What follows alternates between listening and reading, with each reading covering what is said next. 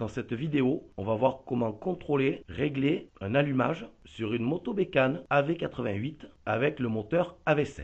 Premièrement, on va démonter notre bougie. Bon, on voit que l'antiparasite est proche du cadre. On peut s'aider en appuyant sur l'échappement.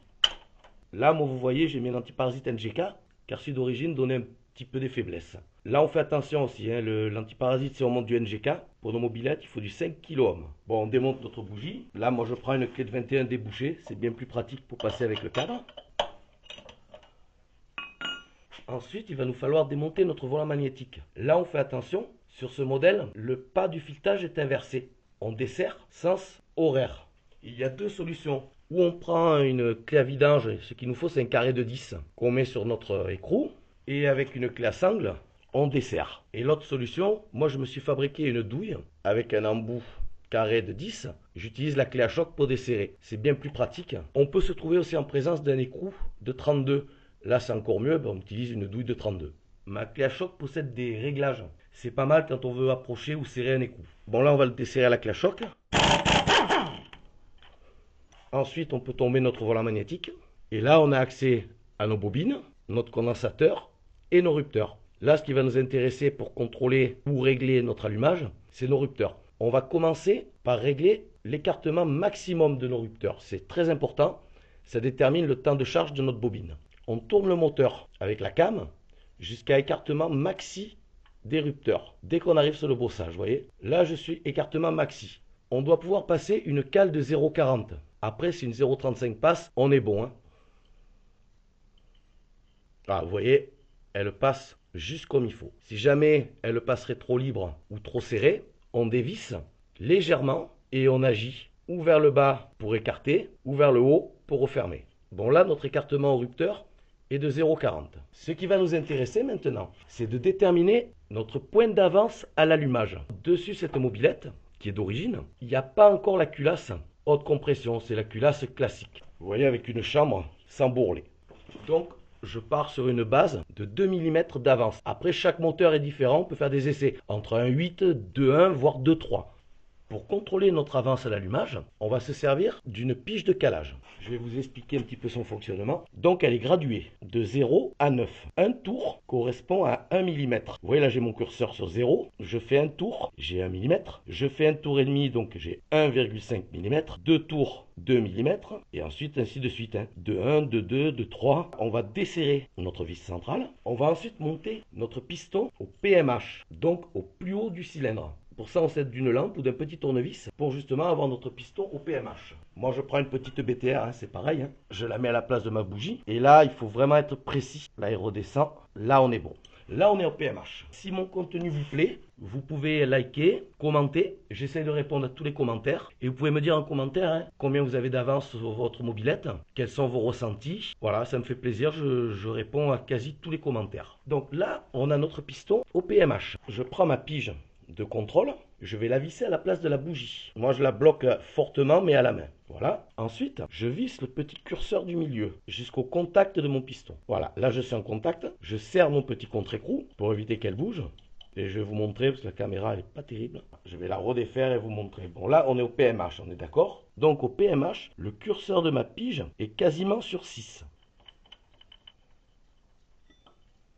Là, ce qui m'intéresse, c'est savoir combien j'ai d'avance à l'allumage. Donc je vais reculer franchement mon moteur à l'aide de la cam jusqu'à temps que les vis platinées se ferment. Je prends un petit papier à cigarette, là c'est des feuilles OCB blanches, il y a les noires qui sont encore plus fines. Je la glisse dans mon rupteur, elle va rester bloquée et je tourne doucement, sens rotation, jusqu'à débloquement de ma feuille. Je maintiens une légère pression sur ma feuille. Et si jamais on dépasse, on revient en arrière, il faut être hyper précis. Voilà. Vous voyez là, elle vient de décoller. Là, je suis à mon point d'avance à l'allumage. Alors pour savoir combien j'ai d'avance, on va visser la pige. Alors comme je disais, on est environ à 6. Donc si je visse un tour pour retomber sur 6, je ferai 1 mm. Deux tours, 2 mm. Là, je tiens ma cam et je visse mon curseur. Là, j'ai fait un tour. Donc on a 1 mm. Deux tours, 2 mm. De 1, de 2. J'ai 2,2 mm d'avance avant le PMH. Admettons qu'on veut mettre 2. Donc là, je vais redesserrer un tout petit peu mon curseur. Donc 6, on est sur 7, 8. Je vais remettre sur 6. Voilà. Et là, il va nous falloir un arrache. Il nous faut un arrache de 26 par 100. On fait super attention aussi, hein, que le filetage soit nickel pour pouvoir visser l'arrache le plus profond possible. Hein. Là, pareil, comme je dis toujours, on fait prendre à la main. On fait attention, on est embuté contre notre piston, donc ce que j'aime bien, on recule un petit peu. Alors là, je l'ai vissé à fond. Je prends une clé à molette pour me prendre sur mon extracteur et au milieu, une clé de 19. Et je vais serrer jusqu'à décollement de ma came. C'est une came conique. Voilà, vous voyez, c'est décollé. Là, ma came est défaite. Alors, ce qui est super important, c'est de dégraisser correctement le vilebrequin et l'intérieur de la came. Bon, moi, c'est propre, hein, je ne vais pas le faire. Mais pour vous dire, c'est très très important pour éviter que la came bouge quand on va remonter et serrer notre volant magnétique. Ensuite, ce que je fais, je mets un petit peu de graisse aussi sur la came. Vous voyez, hein, il y a de la graisse pour justement éviter l'usure du tout chaud des rupteurs. Bon, je vais enlever mon arrache. On remet notre piston en contact de la pige. Là, on sait qu'on est à 2 mm d'avance. On remet notre came. Là, nos rupteurs sont fermés. Je glisse mon petit papier à cigarette. On contrôle toujours, hein, que notre piston soit bien en contact de la pige. Et maintenant, je vais avancer sans rotation ma came jusqu'à décollement de la feuille. C'est super précis. Hein. On y va doucement. Voilà, là, ma feuille se décolle. Ensuite, je prends une douille. Je me mets sur ma came et je tape un coup sec.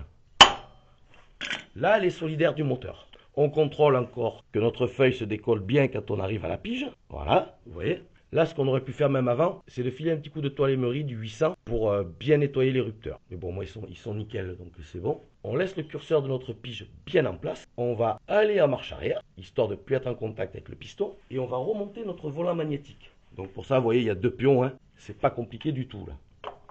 On le remonte. Et là, moi, ce que je vais faire un premier serrage à la clé à choc. Ma clé à choc, elle sert à 5 kg pour justement voir si ma came n'a pas bougé. Bon, là, on se rappelle que c'est un pas inversé. Donc, pour serrer, ben, il faut faire sens anti-rotation. Comme je vous disais, hein, je mets ma clé à choc sur 1. Voilà, là, mon volant magnétique est serré. Le but, c'est de voir si notre came n'a pas bougé. Donc, je vais redémonter mon volant magnétique et recontrôler si j'ai toujours ma bonne avance à l'allumage. Je vais un petit peu en arrière, je remets ma petite feuille à cigarette et je tourne sans rotation. Logiquement, ma feuille doit se décoller quand j'arrive en contact de ma pige. Et voilà. Donc là, on est sûr que notre came n'a pas bougé. On a notre pige. Et là, pour serrer aussi, on peut s'aider d'un bloc piston, mais moi, j'aime pas trop. J'aime pas le bloc piston. Voilà, maintenant, bon, chacun a sa façon de travailler. Alors là, je vais remonter mon volant, comme je vous ai dit tout à l'heure. Là, on est sûr que notre came n'a pas bougé. Je vais serrer mon écrou. Donc, j'enlève ma pige, hein, qu'on n'aille pas esquinter quelque chose. J'oubliais avant de resserrer, on contrôle quand même qu'on a encore de l'étincelle. Il faut faire attention quand on règle avec le petit papier à cigarette. Ça m'est arrivé qu'il reste un petit bout de papier à cigarette dans les rupteurs. Et là, du coup, ben, il n'y a plus d'étincelle. Donc, on va contrôler avant de serrer. Voir, c'est moi. Bon, moi, je sais que j'avais de l'étincelle avant. Hein, la mop, elle marchait très bien. Voilà. Bon, ok. Il y a de l'étincelle. Bon, et après, à la fin, bien sûr, on tentera de la démarrer. Peut-être pas à la main, parce qu'elle est froide, mais au pied. Bon, et là, on bloque ce qu'on fait. Donc, je mets ma petite clé à sangle.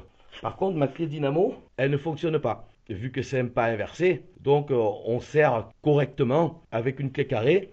Et moi, je vais utiliser ma clé à choc sur 1. Comme je vous disais, qu'elle fait à peu près 5 kg sur 1. Voilà, c'est bloqué. Allez, je remonte ma bougie.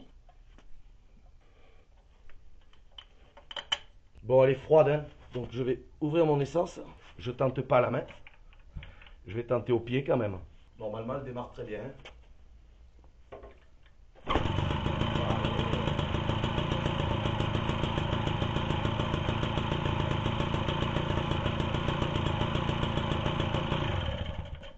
Bon, j'espère que cette petite vidéo vous a plu. Je vais en faire bien d'autres. Et voilà, comme je vous disais, n'hésitez pas à commenter et à me dire un peu vos réglages en commentaire, vos avis. Je me ferai plaisir d'y répondre. Je vous dis à très bientôt.